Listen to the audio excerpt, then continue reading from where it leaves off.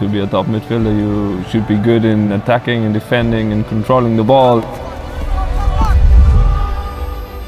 For me, it's the most important position because if you control the midfield, you have a good chance to win the game.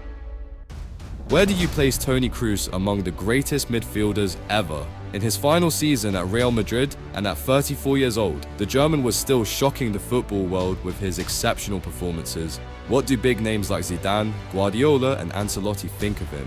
And what's that special thing Toni revealed he does after each match? Let's dive deep into the journey of a player who has done almost everything right in his football career.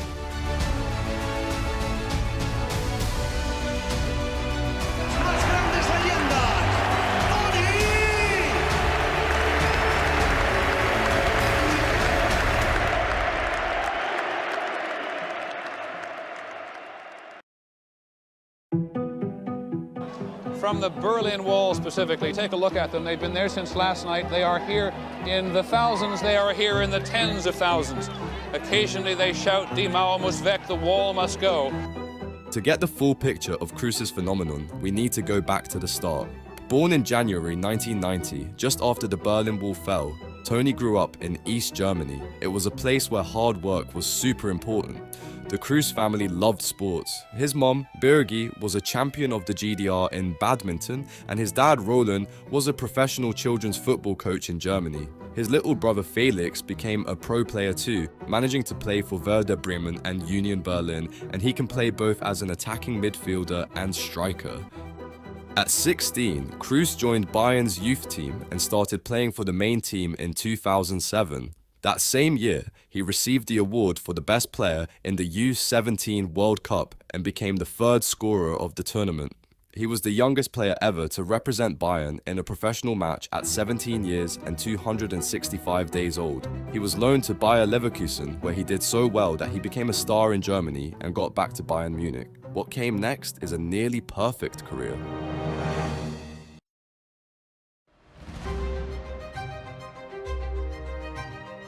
In 2013, Bayern was dominating all the European teams, smoothly making their way to the final and winning the Champions League against Dortmund. Although Kroos was a key starter for Bayern, he got injured in the quarter-finals against Juventus. This unlucky injury kept him out for 3 months, so he couldn't play in the final. The win of the Champions League despite his absence made the directors overconfident, leading them to make a big mistake.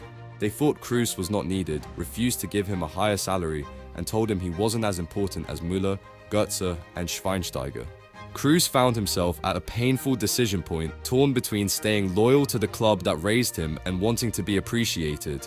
After a painful period of thinking, Kroos chose to leave. As he was preparing to leave Allianz Arena, few realized how big of a mistake Bayern had made. Time would prove Kroos right and the directors terribly wrong. In the summer of 2014, at 24, he had just won many trophies with Bayern and the World Cup with Germany. He became a key player for Joachim Löw's German team alongside young stars Mesut Ozil and Thomas Müller. In the iconic match against Brazil, Kroos played on another level, scoring 2 goals, assisting another, and achieving a 93% pass success rate. He was by far the best player in that game, becoming one of his country's heroes. Jo crec que és un animal competitiu, el Toni. Sí, és cert que és una persona tranquil·la. Persona de família, a casa amb els seus fills, no surt als mitjans de comunicació, no té ni Instagrams ni moltes coses d'aquest tipus. Però el que més m'ha impressionat del Toni com a futbolista, com a jugador, és que sempre està. Sempre. En aquest sentit és molt amateur. A ell li agrada jugar a futbol, no importa on. La final de la Champions League com el partit de la preeliminatòria de la Cup a Alemanya o a Espanya. Li agrada sempre jugar. És un jugador que és d'una efectivitat impressionant.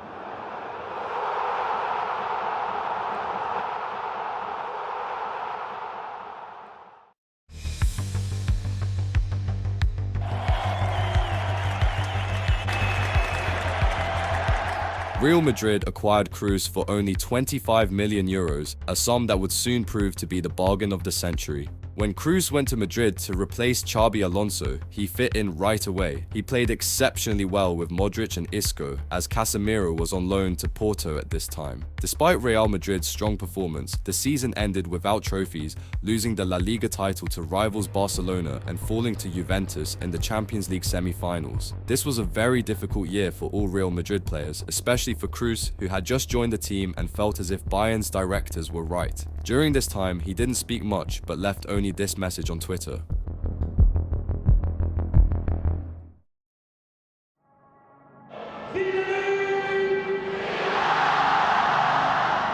When Zidane became the coach in 2016, replacing Benitez, things improved.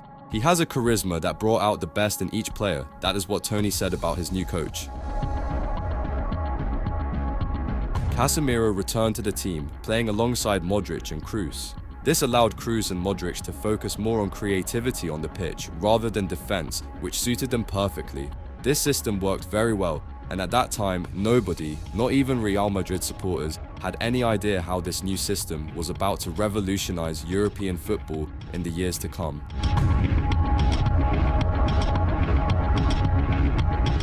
In May 2016, Kroos won his second Champions League, his first major trophy with Madrid, and there were many more to come. Je pense que techniquement, il était très juste, il perdait pas beaucoup de ballons. Et toujours en prenant aussi des risques. C'est-à-dire quand il faisait ses transversales, ce que je veux dire, c'est qu'il était capable de jouer très court, et bon, là, il n'y a pas de souci. Bon, il perdait jamais le ballon. Mais même quand il jouait long, il perdait pas beaucoup le ballon. Il prenait des risques, et quand il prenait des risques, c'était efficace aussi.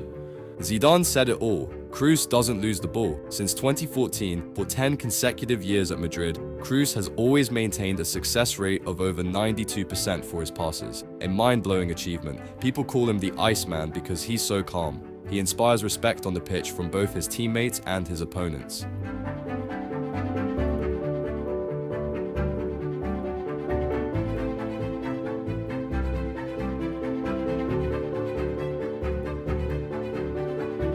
Modric is known for his cool tricks, but Kroos is different. He never scores more than 5 goals in a season. Videos of his best plays aren't as exciting as those of some other players. He may not dazzle with flashy footwork like Isco, but Kroos is the heart and soul of the team. He's the maestro who sets the rhythm and orchestrates the entire game. Without him pulling the strings, the game looks lost on the pitch.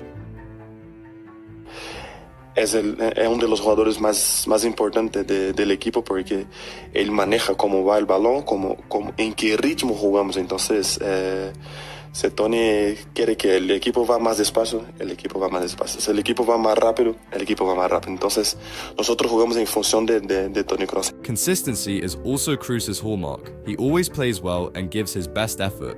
It's common in football for some players to only try in big games, but Toni doesn't do that. We saw this in a friendly game for Germany against France just before the Euros 2024, which was anything but friendly for him. Kroos helped younger players like Wirtz and Musiala, leading Germany to a 2-0 win. Kroos played so well that it surprised everyone, given it was only a friendly match.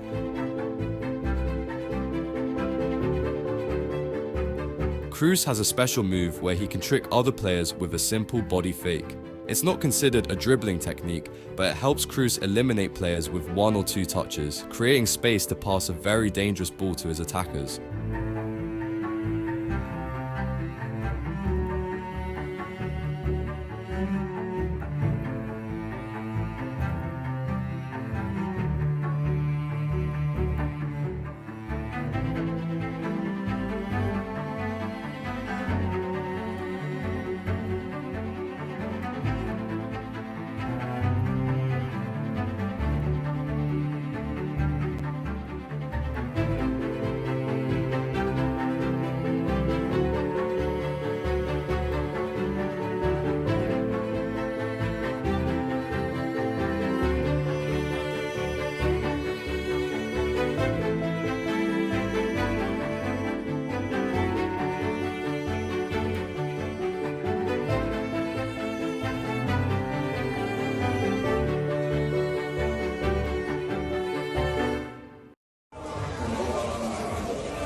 Und nach dem Spiel so, ha?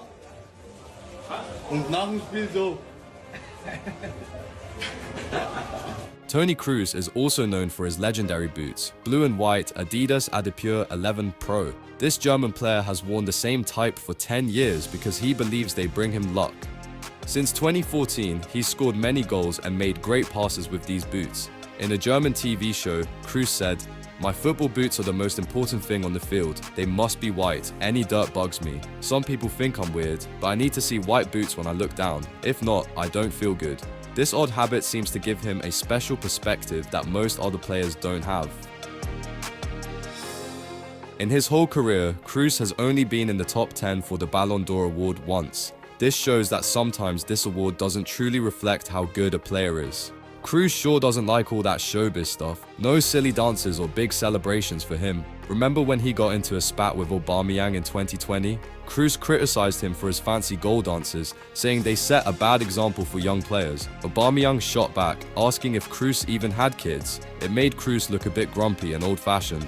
But Kroos isn't afraid to speak up. In 2023, he was one of the only players to criticize Saudi Arabia's football plans based on money. The fans in Saudi Arabia got really mad and booed him in the Super Cup in Riyadh.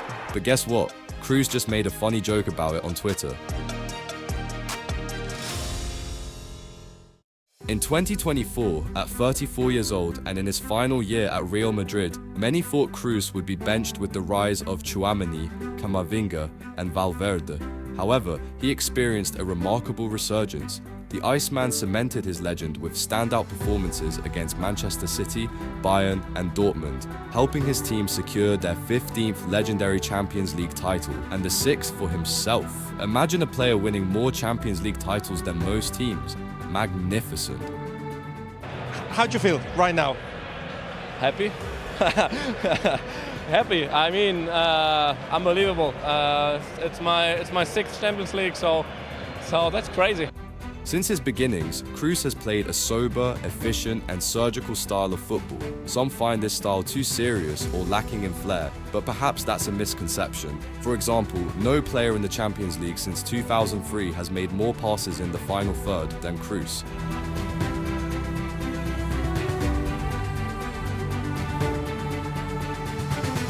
Respeto mucho su decisión, creo que es una decisión de un hombre con huevos,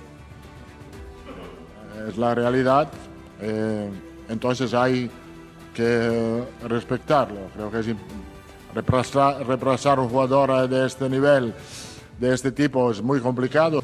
Toni and his teammates on the national team didn't do well in Euro 2024, getting eliminated by Spain in a highly controversial match, sparking calls for a rematch from all of Germany. However, this elimination does nothing to diminish his legendary achievements. Kroos will remain one of the best midfielders football has ever seen, with a career that continues to inspire and amaze.